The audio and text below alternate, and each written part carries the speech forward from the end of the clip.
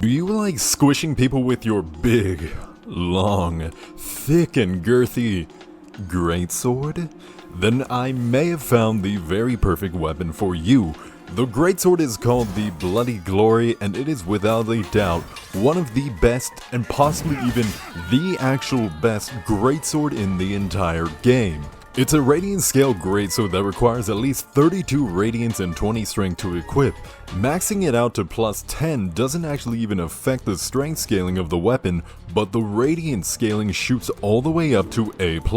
So if you want to go all into pure Radiance build, then this is a must-have weapon. Of course, on top of its huge amount of holy damage, the weapon also has probably the highest bleed status on any weapon in the game.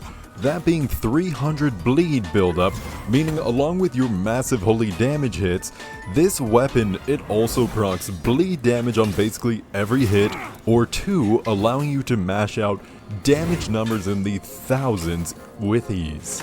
Its strongest feature without a doubt is actually its running heavy attack. Even though it's slow, the windup messes up players' timing sometimes, causing them to miss a parry or even dodge too soon, allowing you to catch them at the end of their iframes for a juicy and free one-shot.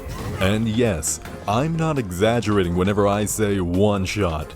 As you will see throughout a lot of these clips, this greatsword constantly smashes players to bits in one hit easily. That running heavy attack specifically does tons of damage. I don't even see how they let this weapon get by with how insanely powerful it is. Having this much bleed on a weapon, on top of a Radiance buffing it to do even further Radiant damage, it just turns into an absolute one-shot machine. I definitely would recommend using the Radiant weapon spell buff you get for a lot of extra damage, and buffs in this game are no joke and last for around like 5 minutes. But even without the buff, you're still going to be hitting like an absolute truck, so I wouldn't say it's totally necessary, but who doesn't love more damage? Like, come on. The rest of the spells are completely up to you. There's a lot of good Radiant spells to use out there, so you'll figure out what you like based on what build you're going for. And of course, for the rings, I'm rocking the Bramble ring, which gives me some healing when inflicting smite, and then the Mine Owner's ring for extra stamina and stamina regen, since we are using up a lot of stamina when swinging this weapon around, so having that extra stamina and especially that regen just constantly comes in clutch when using a greatsword. And of course, the pendant that I'm running is actually the Empyrean pendant.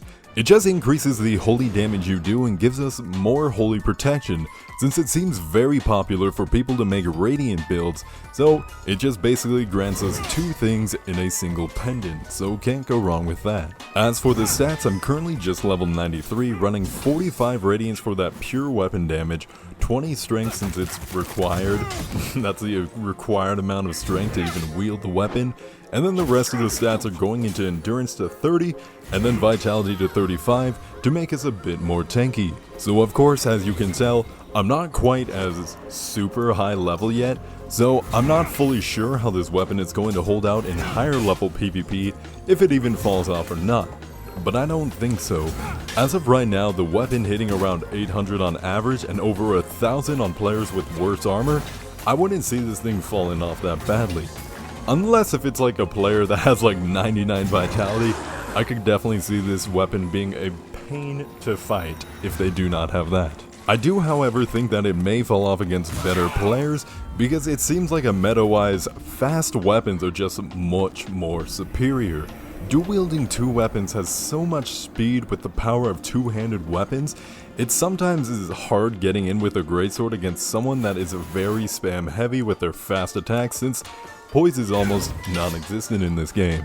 And then of course against better players, if you just spam that running heavy attack, they may just parry spam the slow attack anytime it comes out. But I think you gotta be above average of a player for that, just because if you mess up, you're 100% dead.